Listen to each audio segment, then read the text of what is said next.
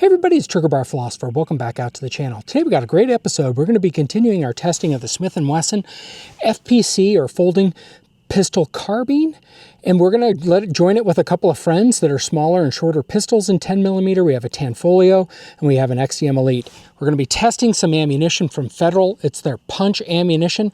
We're going to see how it performs in gel, see how we do with testing of some velocities. Should be a good time. Let's get shooting.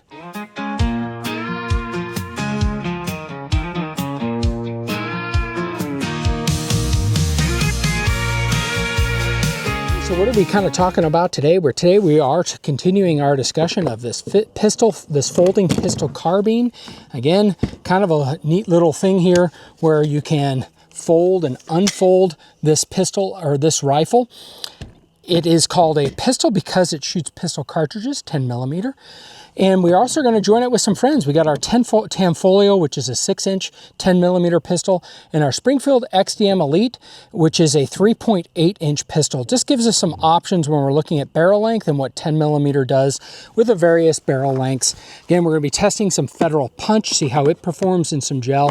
We'll be doing some velocity tests with this just to see what kind of average of velocity we get with some of these things. I only have one box of ammo, so we're going to use it up between 3 guns today. Just a quick little bit about our testing setup. For our testing setup today, our scenario is a little bit bigger of a person, so we still have 2 inches of gel before we get into 2 boards of medium density fiberboard. That gives us a 1/2 inch total of medium density fiberboard, and then we have 32 inches of gel, clear ballistics gel following that. This is kind of our standard setup, except we have an extra layer of medium density fiberboard. We still have our 2 layers of denim, 2 layers of t-shirt, and that's going to be the test setup that we do for testing this. I expect these rounds to fully expand, get great performance out of this round in this test scenario.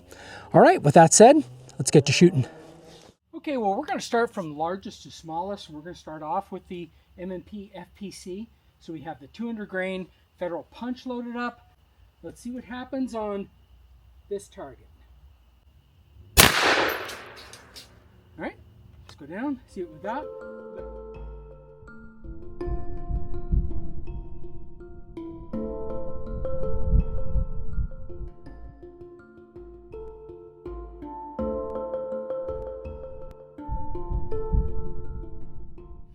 All right, well, let's just take a quick look and see what we captured here.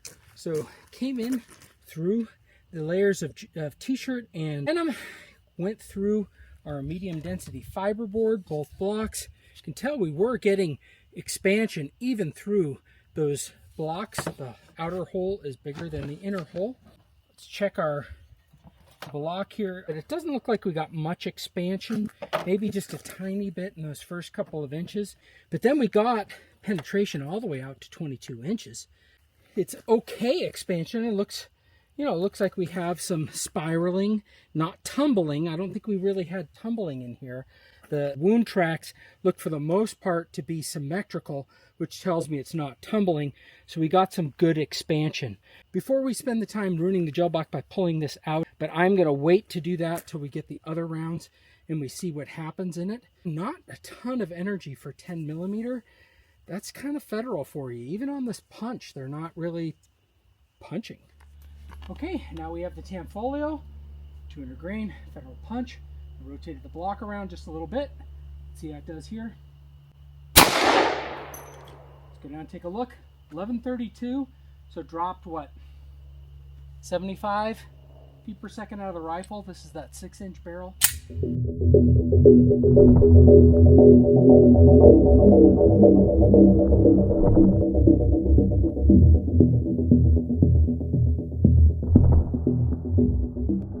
The tracks look very similar. I mean, other than getting a little bit more expansion and a little bit more penetration. We got it out to 20 inches with the 6-inch gun versus 22 inches with the rifle. So not much difference between them. Really interesting.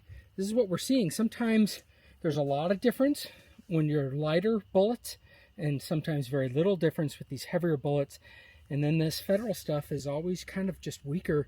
They often go for like just expanding the bullet at whatever velocity they can figure out that gives them maximum expansion. That's what they do, instead of looking for the best velocity they can get and then designing a bullet to meet that velocity. That's my theory, at least, why they're especially 10mm rounds are so underloaded. Let me give you just a quick top view. You can see the two wound tracks. See what I'm talking about? This one is the pistol. This one over here is the rifle. The top on your screen. They look very, very similar as they go through. You see that coloring with the MDF coming through. And then here are our two projectiles. One out here farther from the rifle, one here from pistol. You can tell just from looking through there, got a little bit of expansion. We'll pull them out and get a measurement here in just a minute. We got the same kind of expansion from the inside to the outside, which is pretty cool. Okay, well, we're a little bit closer, so I don't know if the Garmin's going to work. Usually we have to be a little bit further from the target. We're going to see if I can get it in just a little bit lower into this and see if we can capture it on this. 1080.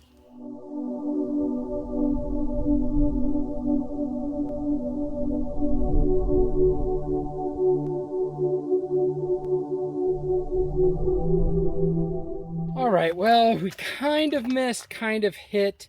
Wasn't a great setup. So bullet came in, went out to about 19 inches, just barely over here in the second gel block.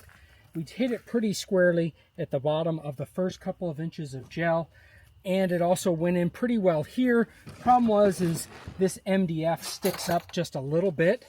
And you can tell that I just only hit half of it with the MDF. So why don't I flip the gel block? Wound track is fine, very consistent.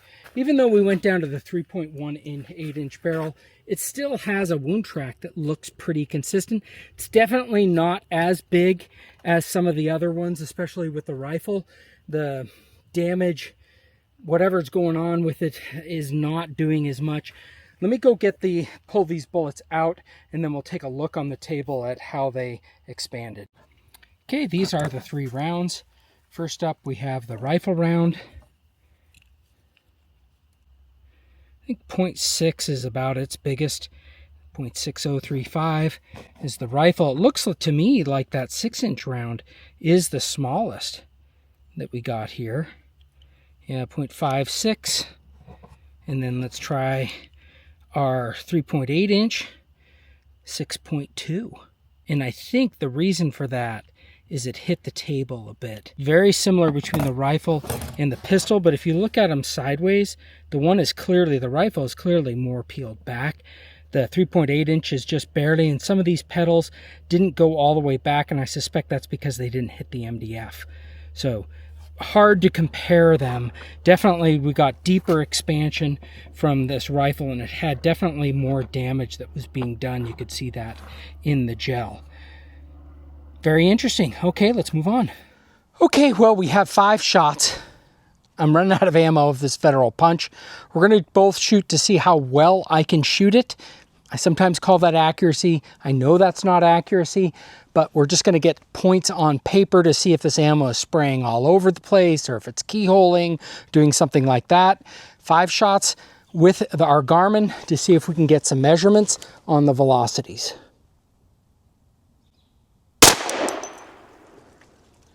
1183,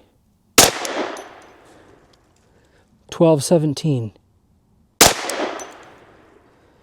1215, 1210, and 1216. Let's take a quick look at the session summary. For our session summary, we had a min of 1183, a max of 1217, an average of 1208, extreme spread of 34, and the average kinetic energy was 648.7. Again, kind of weak, but that's kind of Federal. All right, and that's what we did for accuracy at about 15 yards. Okay, well, we have our Tanfolio 6-inch with this 200 grain Federal Punch. Let's see how it shoots with this and if we can catch up some velocities on it. 1163. 1115, 1169, 1136, 1131. All right, well, you should have seen the accuracy with that. Let's take a look at our session summary. So for an average, we had 1143, max of 1169, min of 1115, 54 for our extreme spread, and 580 for our average kinetic energy and standard deviation of 20.2. That's, you know, that's not great on any of those things, but you know, we're in 40 Smith & Wesson territory about now, so that's exciting. And last but not least, the old XDM Elite with a 3.8-inch barrel. See what we can do with the old iron sights on here. Can't even hit the freaking target. 1086. Yeah, I don't even know where I'm hitting. Way low, I think. 1083. Yep. 1081. There we go. 1073.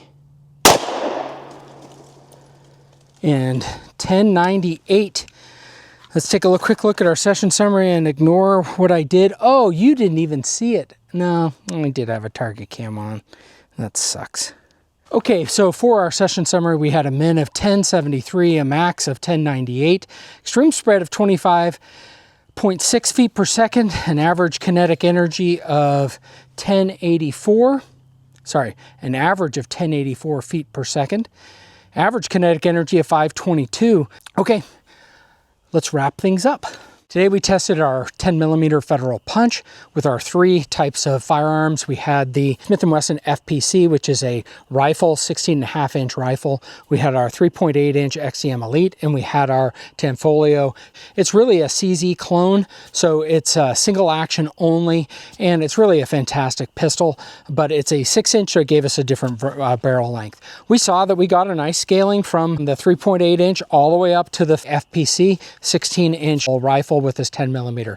We saw that we didn't get quite as good a scaling as I've seen on some smaller, smaller grain weight projectiles. When those are loaded in, those seem to accelerate a little bit better in the 16-inch rifle, but we did see a little bit. What we saw is that Federal still isn't a great round for 10mm. It gets great expansion, but at these velocities, a lot of them should get great expansion and reliable expansion.